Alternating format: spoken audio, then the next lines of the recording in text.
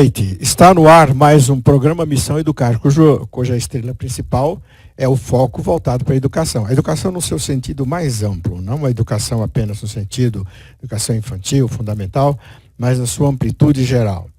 E nós vamos começar o nosso programa hoje trazendo para vocês aqui uma figura ímpar. Primeiro, que eu já o conheço há algum tempo, mas é nada mais, nada menos que o Oscar Castelo Branco de Luca, que recentemente eleito a deputado estadual. E também não é só isso, eu vou pedir para ele apresentar um pouquinho do currículo dele, que pelo amor de Deus, não deu para sintetizar, né, Oscar? Aquilo lá que você me mandou não deu para sintetizar tanta coisa que você fez na tua vida. Boa noite. Diga para os nossos internautas um pouquinho do seu currículo, resumido, hein? Não vai muito longe, não. UP TV, a TV Sem Fronteiras, boa noite. Dirceu Moreira, obrigado pelo gentil convite e pela oportunidade de falar um pouco sobre um dos temas mais importantes do nosso país, que é a educação. Nunca é fácil a gente se apresentar, né? A gente fica no limiar entre o pedante e o humilde demais. É por isso que eu falei, você resume, que aí não fica nenhum nem outro. Mas assim, a minha trajetória começa numa escolinha na Bela Vista, da escola Tio Patinhas, nos idos dos anos 60. Depois disso, influenciado pela minha mãe, eu vou para o Colégio São Luís, que é um colégio de jesuítas, que é também conhecido como o Colégio Militar da Igreja Católica. Ah, é? Os jesuítas são considerados os militares da Igreja Católica. O uniforme era calça verde, um cinto de metal, camisa branca bordada, tinha que pentear o cabelo pro lado X, passar Gumex. Isso lá comecinho dos anos 70. E durante o Colégio São Luís, estimulado pela minha mãe também, a gente foi vislumbrando a possibilidade de fazer a carreira militar. Eu sempre brinco que o meu pai, os meus avós, meu lado paterno, eles foram médicos e militares. E a minha família, pelo lado da minha mãe, predominantemente de militares, né? Então eu não tinha muita escolha. Eu ia ser militar ou ia ser médico. Aí você optou por ser militar. E eu descobri que eu não tinha muita vocação para ser médico. Então vou para o Colégio Militar do Rio de Janeiro, em 1978, e lá me preparo e ingresso por concurso na Escola Preparatória de Cadetes do Exército em Campinas, onde faço o ensino médio, os 3 anos do antigo colegial. Sei. Tenho ingresso direto na Academia Militar das Agulhas Negras, em Resende, que é a faculdade do Exército, vamos chamar assim, onde a gente se forma em uma das 7 especialidades. Eu me formei em comunicações, engenharia de comunicações, e depois vou para a Brigada Paraquedista, aí vou fazer o curso de montanhismo militar, aí faço o curso de operações na selva, depois ingresso na aviação do Exército, que na época fez um intercâmbio com a Marinha, e passo 3 anos na Marinha, fazendo o curso de piloto aeronaval, e depois vou ser um dos pioneiros na então base de aviação de Taubaté, que o Exército estava recém-inaugurando naquela cidade. Vou para a França fazer o curso de Panther, que era um dos helicópteros que o Exército comprava naquela época. Fico 6 meses na França fazendo o curso e faço um avant-première lá do piloto de combate e volto para o Brasil, trazendo aí a expertise do Exército francês. Fico em Taubaté no comando de aviação do Exército. Na aviação do Exército eu exerci várias funções, entre as quais a de instrutor de voo no Centro de Instrução de Aviação do Exército. Fui instrutor de pilotos de combate, de voo por instrumento, e fui oficial de comunicação social do comando muito tempo. Vou para a Amazônia, fico 2 anos numa missão importante, lá na Cabeça do Cachorro, na Amazônia ocidental, em missões contra as Farc e contra o narcotráfico. Na volta de uma dessas missões, eu sofro um acidente grave que me incapacita para continuar na carreira. Fico hospitalizado um bom tempo e com limitações de movimentos. E esse processo no hospital acaba por me reformar.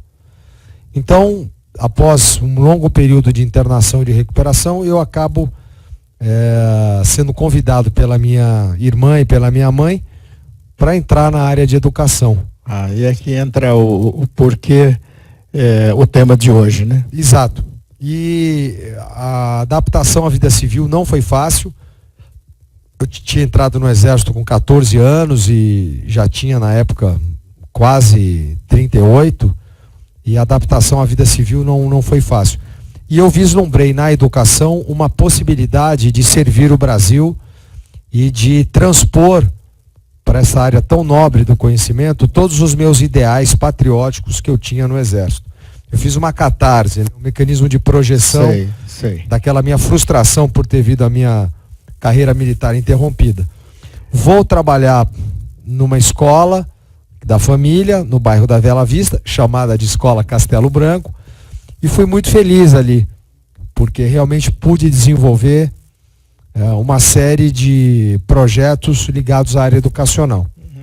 Nesse caminhar dessa escola, é uma escola de berçário, educação infantil e ensino fundamental 1. Uma escola pequena, de bairro, mas muito conceituada e muito antiga. Eu vislumbrei rapidamente que a maioria das nossas crianças não tinham habilidades e competências para a liderança e nem para a superação de limites. Havia uma lacuna na formação delas. E eu busquei, então, em alguns modelos que existiam no mundo, ferramentas pedagógicas para trabalhar esse conceito com as crianças. Que você denominou, que se denomina da pedagogia experiencial. A pedagogia experiencial era uma das ferramentas que eu acabei descobrindo. Fiquei encantado quando eu descobri. É de um psicólogo alemão chamado Kurt Hahn, que na década de 20 do século passado desenhou e aplicou isso na Alemanha, com muito sucesso. De maneira que, ao conhecer a proposta, eu me encantei, porque ela tinha muito a ver com o que eu já fazia, só que eu não tinha embasamento acadêmico, né?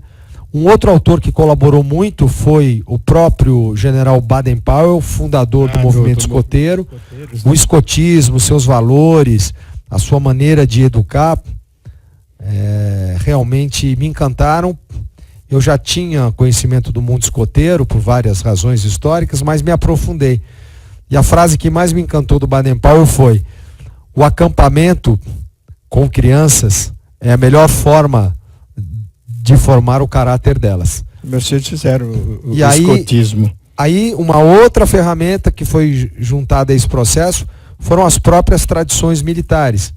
Mas e o John Dewey não entrou também nesse processo, o Carl Rogers? Eles entraram perifericamente, eles já são utilizados nas escolas. Eu fui buscar autores que tinham especificidade na área de liderança.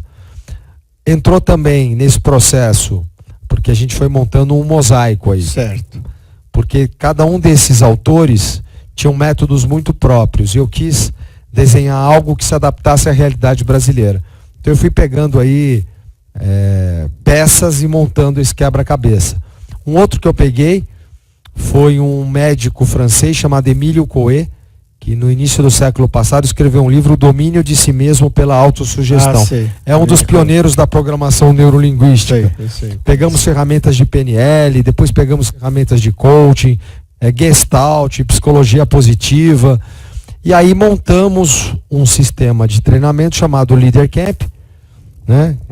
Formação de líderes, com habilidades e competências para liderar equipes de alta performance, habilidades e competências ligadas a tirar o melhor daquela equipe, superar limites, mas acima de tudo, o grande objetivo era que as crianças saíssem de lá com aumento da autoestima, com autossegurança, com autoconfiança e a capacidade de se superarem, de saberem que são capazes de qualquer coisa. Agora, Oscar, me diz uma coisa. Nessa sua caminhada, claro, quando você falou que você está buscando uma adaptação do método para o Brasil, o que é que mais você encontrou a nível de Brasil que influenciasse nesse processo? Porque a formação de líderes, realmente você tem toda a razão. Não começa, a não ser que seja na infância, porque a criança começa a aprender. Aprende-se desde pequeno, inclusive a se tornar líder. Se não vai se tornar o líder chamado líder nato, mas ela vai ter condições de se autogerir e administrar ao seu entorno, ao seu redor. Desde tomar uma iniciativa para arrumar uma gaveta, para ajudar a lavar uma louça. Arrumar sua própria cama de manhã. Exatamente. Pelo menos isso.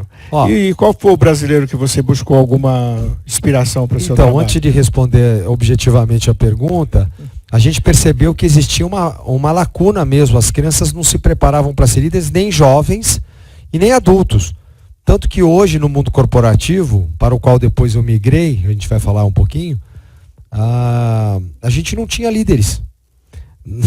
Apenas para citar o mundo político, não é preciso exemplificar muito, que hoje a gente tem uma profunda carência no Brasil de boas lideranças políticas e de estadistas, né? Gente diferenciada. A gente sempre repete a mesma figurinha, porque não houve uma escola de formação de novas lideranças. Então, quando eu detectei isso, quem é que fazia trabalho de liderança? As Forças Armadas, mas elas só faziam com aquele jovem que ia servir o Exército com 18 anos. As escolas militares fazem um pouco mais cedo, como foi meu caso, 14 e 15. Os colégios militares, que hoje são a partir do ensino fundamental 2, hoje no Brasil nós temos 14 colégios militares, plantam essa semente, vivem isso. E depois os escoteiros. Esses são os principais, né? Foi neles que eu fui buscar algum modelo. Só que faltava mais. Eu quis entender o processo. E foi aí que apareceu o Kurt Hahn. E apareceu também, para terminar esse bloco de origem do processo, um professor brasileiro chamado Henrique José de Souza, que havia fundado a Sociedade Teosófica Brasileira e que hoje se chama Sociedade Brasileira de Eubiose. Esse professor brasileiro, que viveu de 1883 a 1963, havia deixado um extenso legado pedagógico e muita publicação e muito conhecimento sobre esta questão de liderança, mas com outro olhar, né? Bem diferente. Me encantou também, fui estudar. Para mim, o professor Henrique José de Souza e sua esposa Helena Jefferson de Souza, que a gente chama de companheiros de missão, ainda são dois grandes gênios a serem descobertos no mundo acadêmico brasileiro, e eu fui beber nessa fonte, de maneira que foi a cereja do bolo, a visão de futuro que esse casal teve em relação ao Brasil. Isso era particularmente importante porque você vai formar uma liderança para quê? Né? Vai ser líder de quê? Para levar para onde? E mais do que isso, a questão da liderança que envolve uma coisa fundamental que o professor Henrique deixou dentro das 7 tônicas do conhecimento, que é ética. Você formar um líder sem ética, sem valores, né? Aí fica bastante difícil de você conduzir. Porque você trouxe dos outros a técnica. É isso? Você buscou a técnica. Para complementar isso, você busca uma filosofia. Foi isso mais ou menos que você fez? Foi. A forma do Kurt Hahn e o conteúdo do professor Henrique José de Souza. Aí completou o seu trabalho. Agora, me diz uma coisa, Oscar, nesse trabalho desenvolvido ao longo desses anos, eu observei que temos algumas fotos aí para você comentar. Observei que vocês ampliaram até o trabalho voltado com as crianças, porque eu vi crianças, jovens e adolescentes. Você não mistura os 3 grupos. A gente começou com crianças pequenas, foi o nosso test drive, nosso projeto piloto, crianças de 5, 6, 7 anos, até porque a nossa escola Castelo Branco tinha esse viés, essa faixa etária. Depois nós fomos aumentando para crianças de 9, 10, depois fomos para a puberdade 11, 12, entramos na faixa etária da adolescência ali 13, 14, 15, e depois fomos trabalhar com jovens, 16, 17 anos. Como que é dividido esse treinamento? Vamos pegar as crianças, depois a gente passa para criança é até 13 anos, né? É até 11 hoje. Até 11, né? Já diminuiu um pouco. É. Como é que você divide o processo de aprendizagem de liderança? Você tem uma parte teórica, você tem uma parte que é prática. Como que é feito esse trabalho? Olha, na verdade, a parte prática é praticamente a mesma. O que a gente muda é um pouco da teoria e principalmente a linguagem, a abordagem, a maneira como você explica a atividade. Mas os mesmos exercícios que faz um jovem de 17 vai fazer a criança de 5. Evidentemente, dentro da capacidade física dela, adaptada. Então, por exemplo, a gente tem uma dinâmica de paraquedas. O paraquedas do jovem é maior, o paraquedas que a criança vai fazer é menorzinho, mas a linguagem de explicação também é adaptada, mas o conteúdo é o mesmo, né? A forma difere um pouco. Nós vamos mostrar umas fotografias aí para você fazer alguns comentários. Luca, vamos colocar as fotos?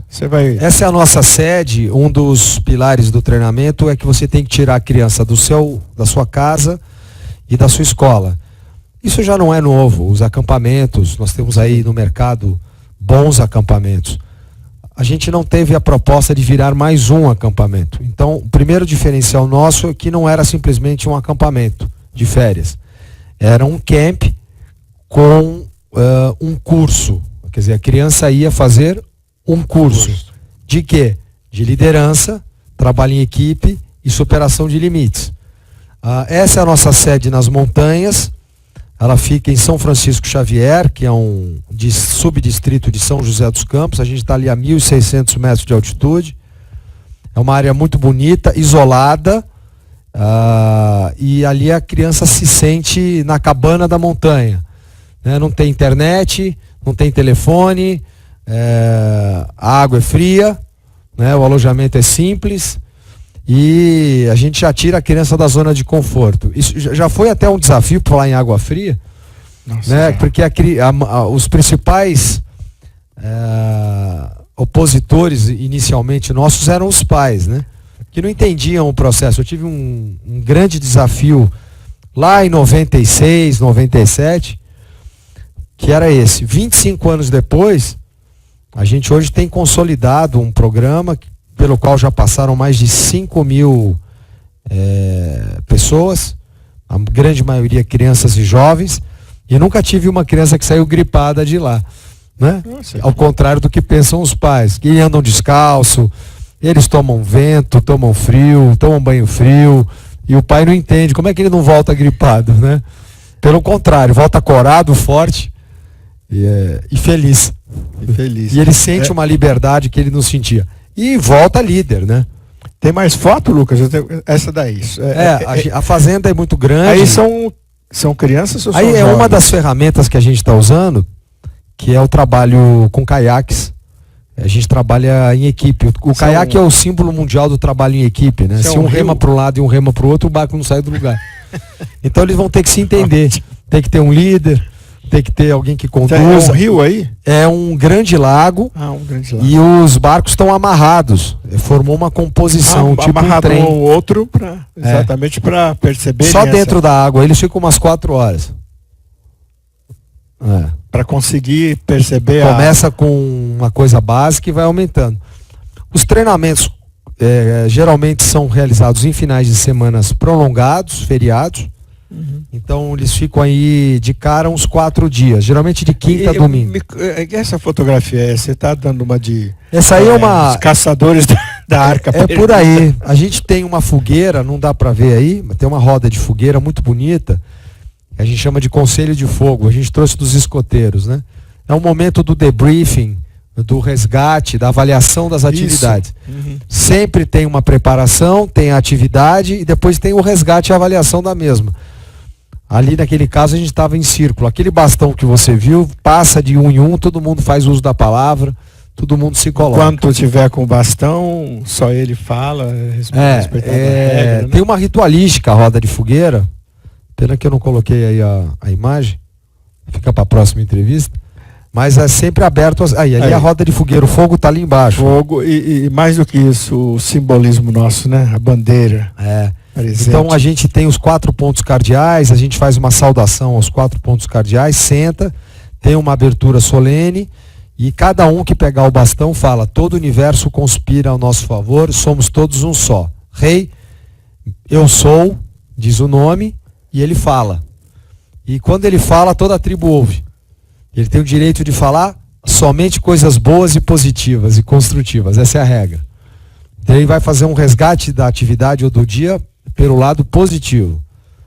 Ao final da fala, ele diz: eu agradeço o universo, eu falei, agradecido, agradecido, agradecido. E passa o bastão e toda a roda fala, né? Então saem manifestações, mensagens, testemunhos muito bonitos. Quantos são módulos? Ou é um módulo só, ele vai, Boa depois pergunta. tem uma sequência? Geralmente a gente tem 4 módulos. É o módulo básico, intermediário, avançado e o master. O módulo básico é 4 dias, que é um feriado prolongado. O módulo intermediário são 7 dias, aí tem que ser nas férias. 7 dias? O módulo avançado são de 15 a 21 dias. A gente fica com as crianças. E o master, a criança já é geralmente um jovem de 16 ou 17. Ele fica 30 dias conosco. Por quê? Conforme ele vai evoluindo na proposta, a gente cria ferramentas e cenários cada vez mais desafiadores. Na verdade, a proposta visa capacitar você para realizar qualquer missão, cumprir qualquer missão. E depois da parte teórica e da preparação física e emocional e técnica, você vai cumprir uma missão real. Uma curiosidade aí. A criança está lá trabalhando com você. Se apresentar qualquer problema com ela, você tem uma equipe para assessorar tanto na parte médica quanto na parte psicológica? Ela é assistida o tempo todo? Um problema na parte de saúde, a gente tem uma unidade de pronto atendimento na cidade mais próxima, tem sempre um profissional nosso na área de saúde. Tem. No camping também tem. Olha, em 25 anos que a gente faz isso, foram, graças a Deus, pouquíssimos cases, né? E a gente tem um pronto atendimento. Na questão psicológica, a gente tem uma equipe de background que vai dar suporte no caso da criança estar tendo alguma dificuldade de adaptação. Na pré-seleção, a gente faz uma palestra, conversa com os pais, conversa com as crianças. Então ela não vai cair de paraquedas, né? Ela já sabe o que ela vai vivenciar. A fase 0, a fase 1 começa lá. Geralmente um mês antes, no mínimo, ela tem uma palestra onde ela é apresentada ao projeto. E com muitas imagens. Então ela já sabe o que ela vai vivenciar e se ela tem perfil ou não. E olha, aproveitando, em 25 anos de atividade, nós tivemos a seguinte estatística. De cada 10 alunos, 7 gostam muito e querem voltar. Querem voltar para lá, querem fazer os outros módulos. 2, tanto faz. Não fez grande diferença para ele, não sensibilizou o suficiente. Sim. E 1 não volta nunca mais. Então você falou, tem 2 que tanto faz que ele não percebeu. Agora, uma pergunta para você que eu acho... tem aluno que não é para isso. Mas eu acho importante você responder essa pergunta agora, porque a gente vê as escolas colocando lá naqueles outdoor. Em primeiro lugar, né, passou no vestibular, passou aquela farra toda, mas eu nunca vi uma pesquisa que as escolas colocassem assim, este aluno aqui, que lá em 1900 e bolinha, foi o primeiro, hoje está em tal lugar, em tal lugar, em tal lugar. E vocês acompanharam, por exemplo, esse jovem que tanto faz, ou esse que nem ligou para nada, depois do que aconteceu na vida dele, vocês acompanharam isso? Excelente pergunta. Eu sempre brinco que a educação infantil é a educação mais importante do processo educacional. Exatamente. Né? Mas ela não dá voto, porque ela não aparece. Ela é a base, o pilar, a broca, a fundação, ela está lá embaixo da terra. E o cara, quando compra a cobertura, que seria o mestrado, o doutorado, ele está olhando o acabamento de porcelanato lá do... Aí vem um vento, vem uma chuva e... Se a base não é boa, cai. Mas a gente acompanhou sim. muitos, como a gente está fazendo isso aí desde os anos de 86, 87, já deu para a gente ter um bom feedback. Um dos vários que nos marcou, nós tivemos alunos nossos que foram estudar no exterior, que já fizeram faculdade, já se formaram, estão no mercado. Muitos desses alunos bem colocados, bem classificados. Mas um em particular chamou a nossa atenção. O ano retrasado, nós tivemos uma reportagem da GNT sobre brasileiros em Harvard. E foram entrevistar os estudantes brasileiros que estavam na principal universidade americana. E naquela ocasião, um dos estudantes estava fazendo 2 faculdades ao mesmo tempo, uma de economia, outra de matemática, e como bolsista. Curiosamente, esse aluno tinha passado pelo nosso treinamento quando ele tinha 6 e 7 anos. Né? E estudou na nossa escola durante um bom tempo, depois, por razões diversas, se mudou do bairro, foi fazer uma outra escola lá na frente, participou de uma Olimpíada de Matemática, tinha um olheiro, ele foi muito bem, viram nele um potencial e foi para Harvard. E a repórter então pergunta, qual que é o segredo do seu sucesso? Como é que você conseguiu chegar até aqui? Ele podia ter dado 1001 respostas, mas ele vira e fala assim, é porque quando eu tinha 6 anos, eu fui participar de um acampamento, onde um capitão virou para mim e disse que eu poderia ser o que eu quisesse, desde que eu tivesse organização, método, técnica, disciplina, e pagasse o preço do sucesso. Então, esse acampamento, aí ela corta o assunto do aluno e muda para um outro viés de reportagem, nada a ver. Podia ter aproveitado melhor. Esse aluno foi um case significativo para nós. Agora você está trabalhando com a criança, com o jovem, com o adolescente. E por que não o adulto? E por que você não pensou? Por que o terceira idade não pode ser... não tem essa oportunidade? Olha, também? Tá aí. Foi plantado uma semente. Toda essa terceira idade estão aí parados, de repente, sem fazer coisas de significativa importância. Olha, bonita, boa. Até me lembro de um curso difícil de empresário que eu fui fazer uns anos atrás, e tinha uma senhora de 85 anos. Se você fez para a empresa, as empresas normalmente são obrigadas a mandar. O cara tem 50, 50 lá, eles vão participar. Mas estava comigo uma japonesa, dona Ikie, e eu virei, o que você está fazendo nesse curso de empresário tão difícil, imersão total, 4 dias, tomando tapa na cara, assim, dormindo às 4 da manhã. Ela falou, estou me preparando para a próxima vida. Então, foi ótimo. Mas sim, ganhou o curso. Nós migramos do treinamento para crianças, adolescentes e jovens e paulatinamente entramos no treinamento corporativo. No corporativo você já pega o adulto. O adulto que está ligado àquela corporação que você Mas aí vale comentar, isso graças a uma empresa chamada Selva Aventura, e depois é uma empresa chamada IA Performa, e que foi uma parceira, e hoje Eumanas. Quer dizer, essas empresas, elas contribuíram para essa migração do conceito que eu trabalhava com crianças, adolescentes e jovens para o mundo corporativo. E foi um sucesso. Nós tivemos grandes clientes de grandes corporações que tinham grandes lacunas de liderança, principalmente em trabalho em equipe, que era a nossa especialidade. Egos muito envaidecidos, currículos maravilhosos, mas que as pessoas não sabiam trabalhar principalmente em equipe, né? E aí o meu carro-chefe era o seguinte: palestra de PowerPoint bem feita, terno, gravata, ar-condicionado e tapetão não vai formar ninguém. Tira o cara da zona de conforto, põe na água gelada às 2 da manhã, põe na lama, põe dentro de uma embarcação passando fome. Eu te garanto que em 5 dias eles estão se entendendo super bem, por uma questão de sobrevivência. Ou o cara pede para sair, entendeu? Ou ele vai entender que a empresa é um desdobramento daquilo que ele está vivendo naquela situação difícil e que ele vai ter que se entender com outro cara, né? Eu participei de alguns treinamentos naquele chamado off-road com os jipes, né? Olha, e a gente via cada coisa lá, rapaz, que o cara vinha ele continuava com o crachá de gerente do departamento. Ele não tirou o crachá, ele só foi tirar o crachá no segundo dia, quando viu uma lambada de lama na cara dele, que ele ficou todo ladeado. A gente não pode terminar essa reportagem sem falar dos cenários de aprendizagem. Então a gente tem aí mais de 100 cenários diferentes. Por exemplo, a gente tem de trekking, a caminhada, de escalada de montanha, a Dragon Boat, que é um barco chinês. A gente tem de caiaque, Dragon Boat, a Ocean, um bote de oceano. A gente tem de, como o senhor falou, de rally, de off-road até bike. A gente troca a ferramenta de acordo com o cliente, né? E, claro, com crianças e jovens, chega uma hora que ele cansa de fazer uma determinada ferramenta, a gente vai mudando. São os cenários de aprendizagem. A gente tem rugby, já usamos MMA, já usamos paraquedas, já usamos várias ferramentas, paraglider, né?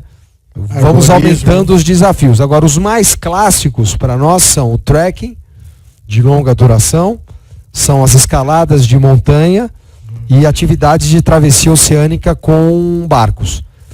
Veleiros também nós já usamos. Arborismo, né? Também. Aí, tem vídeos nossos aí, tem o arborismo, é uma ferramenta de treino, tem alguns vídeos com quadriciclos, com moto, né? A aventura é a missão real, eles têm que cumprir uma missão real. O coroamento do exercício é cumpra uma missão. Você teve uma preparação intelectual, teórica, você teve uma preparação de trabalho em equipe, teve ferramenta, ok. Passaram-se 10 dias, está treinado? Estou. Então agora vamos validar isso numa missão real. Você é o líder, você é o subcomandante, você é o diretor disso, você é o diretor daquilo. Montem a missão, montem a expedição e executem.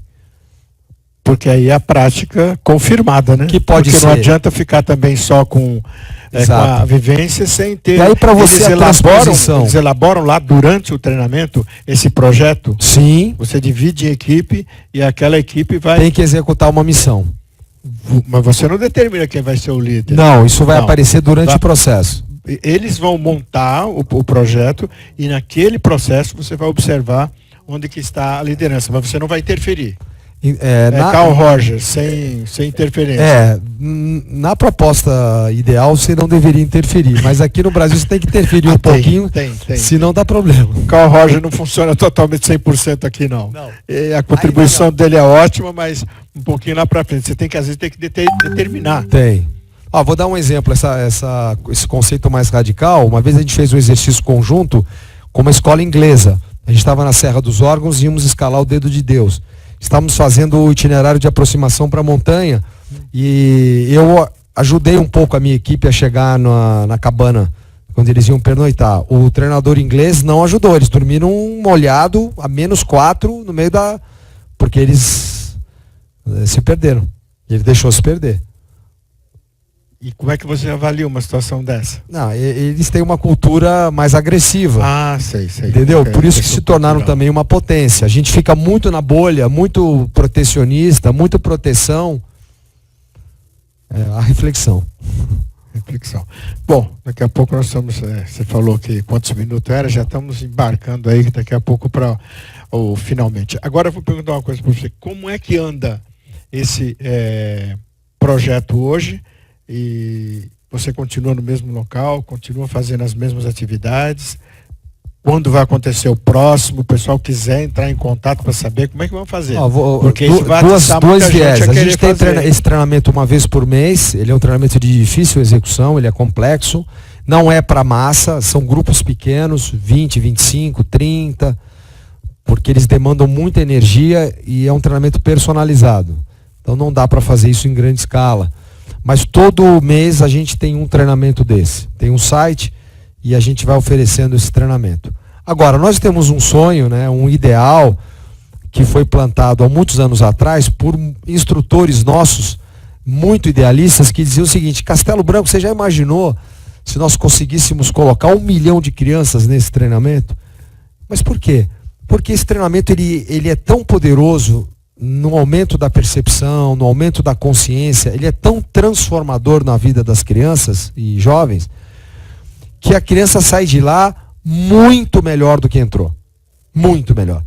Então, é lógico que esses idealistas pensaram em atingir o maior número de crianças possível. Então, um dos meus objetivos como parlamentar agora na Assembleia Legislativa é tentar implantar esse treinamento para o maior número de crianças possíveis. Então eu vou te dar uma sugestão. E não só assim, porque esse treinamento ele tem um custo, não é barato. Sei. Vamos tentar viabilizar para que crianças de baixa renda ou em momento de vulnerabilidade social possam aproveitar essa ferramenta e ajudar a transformar o Brasil. Então eu vou te dar uma sugestão. No meu tempo de jovem, de criança no interior de São Paulo, lá numa cidadezinha chamada Ribeirão dos Índios, nós tínhamos isso daí, que você está querendo colocar. Mas nós tínhamos de uma forma bastante espontânea. Saía aquela molecada todinha, íamos para o rio, para o córrego, passar lá. Taboa, você sabe o que é taboa? Taboa. Nós cortávamos a taboa, construímos o nosso barco, remava com ele no coisa e a gente fazia esse trabalho de pular na água, de pescar. Você já era um coach de pedagogia experiencial. Parabéns. Mas você vê, naquela época era normal acontecer isso com os jovens. Eles perderam essa referência. Perderam. Se você for fazer isso hoje, o pai vai querer boia, colete salva-vida, capacete, seguro de vida, 300 mil recomendações. E se tiver... Olha, os pais perguntam para mim, tem chance de acontecer um acidente com meu filho? O que ele espera que eu responda? Que não. Que não. Sabe o que eu respondo? Sim. Tem. Graças a Deus mas nunca aconteceu, porque a gente toma os cuidados. Mas há um grau de exposição. Tem. Né, tem por onde. Atividade. Como é impossível você não prever que algo vai acontecer ali. Então a mesma coisa que o pessoal fala da criança que hoje não tem noção sobre a questão do dinheiro. Fala da matemática, da aplicabilidade da matemática ser vivenciada. No meu tempo de criança a gente cortava aqueles maços de cigarro. A gente cortava aquilo e aquilo era o dinheiro. E cada um organizava na sua casa um conjunto de coisas que ele tinha que vender e nós íamos lá com os dinheiro para comprar. E ele tinha que aprender a dar o troco e nós estávamos ali treinando a matemática financeira. Dirceu, você tocou num ponto sem querer que eu tinha me esquecido. Nesse projeto, o Leader Camp, um dos módulos do intermediário para o avançado é a educação financeira. E um módulo importante. Uma vez que eu capacito aquele jovem para ser líder, trabalhar em equipe e realizar uma missão, seja ela qual for, que depois na fase adulta ele vai transpor para a sua atividade profissional, ele vai saber que ele vai precisar de recurso financeiro. Então a gente criou um módulo chamado Money Camp, que está dentro do Leader Camp, que capacita aquela criança jovem a mexer com a energia chamada dinheiro. Ele vai precisar disso. Realmente, ele vai, porque senão ele fica, claro, no mundo que nós vivemos, que é um mundo capitalista, que vivemos em função do dinheiro, também ninguém vive de brisa, é preciso que o jovem aprenda a lidar, porque tem muitos que têm a mística do dinheiro. Só dinheiro na mão é vendaval. Eu já tive um cliente que falou, dinheiro na mão é vendaval. Eu falei, opa, paramos aí. Por que vendaval? Aí o indivíduo está repetindo isso de uma forma inconsciente. Vira um mantra e aí vira. Vira uma repetição. Gera sucesso. Assim, eles vão aprender a mexer com isso. Aliás, o módulo de educação financeira dura 3 dias. Full time. De manhã, tarde, de noite, de manhã, tarde, de noite. Quando o cara está naquele curso de 15 dias, 3 ou 4 são só sobre educação financeira. Aliás, um módulo maravilhoso, é feito pela Money Camp Brasil. Foi trazido de uma experiência nos Estados Unidos. E é sensacional, como multiplicar o dinheiro, como administrar, como fazer esse dinheiro render e, acima de tudo, ele saber que os sonhos dele vão precisar de um viés e a prática. Material e a prática. E a prática. É porque quando ele for montar a expedição, vamos supor, escalar a montanha tal. Ele vai ter que calcular tudo isso. Em tem guia? Tem. Vai ficar em pousada? Vai. Vai pagar ônibus? Vai. E etc. Quanto vai custar isso? Falta 5 minutos, você vê como o tempo passa. Tudo que é bom, então nesses 5 minutos eu vou aproveitar para você, vou deixar esses 5 minutos para você falar à vontade, você dar a dica para o pessoal, quando é que vai ter o próximo, que quiser entrar no teu site, no teu Facebook, qual é a forma deles encontrarem a tua empresa para esse tipo de treinamento? A gente sempre trabalhou muito no boca a boca, no pessoal. Mas nós, evidentemente, temos um site que é o leadercamp.com.br. Tá lá. Ali a gente vai ter o calendário dos próximos eventos. Nós devemos ter um em dezembro. devemos ter um em janeiro e assim sucessivamente. É interessante que as crianças que nunca foram ou jovens participem dos módulos mais curtos e para que vejam se vão se adaptando à proposta. É importante também a gente colocar que o ano de 2019 vai ser um ano muito bom, muito rico, com novas experiências, com novos desafios e principalmente que a gente vai abrir o Leader Camp para crianças com menos condição financeira, através... Sim.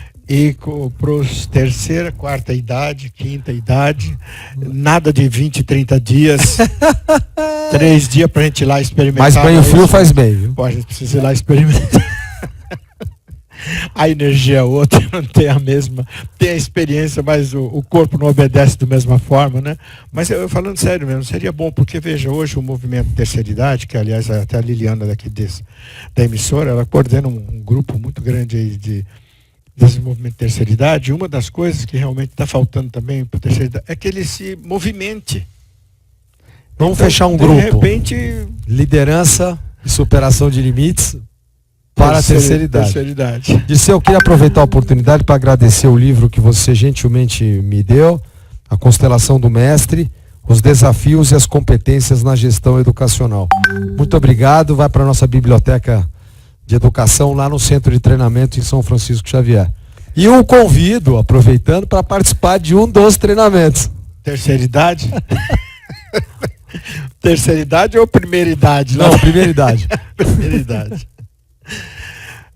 Oscar, muito obrigado pela sua presença no programa Missão Educar. Foi extremamente gratificante receber você com toda essa experiência. Nós vamos marcar, como eu falei, você, Peternelli e o outro, vamos falar sobre educação aqui. Agora uma frase para você. O homem não é sábio porque sabe, ele é sábio porque ama. Do nosso professor Henrique José de Souza. E que ofereço a você pelo seu desempenho, por todo esse amor, esse carinho que você vem demonstrando, por essa preocupação da formação do nosso jovem para o futuro do nosso país. A esperança da colheita reside na semente do professor Henrique José de Souza. Obrigado pela audiência, obrigado pelo convite. Me ponho à disposição para retornar. O tema, ele é no mínimo desafiador. E esse em particular é bem diferente, e é um olhar e um viés bem diferente dos outros métodos que se usam hoje.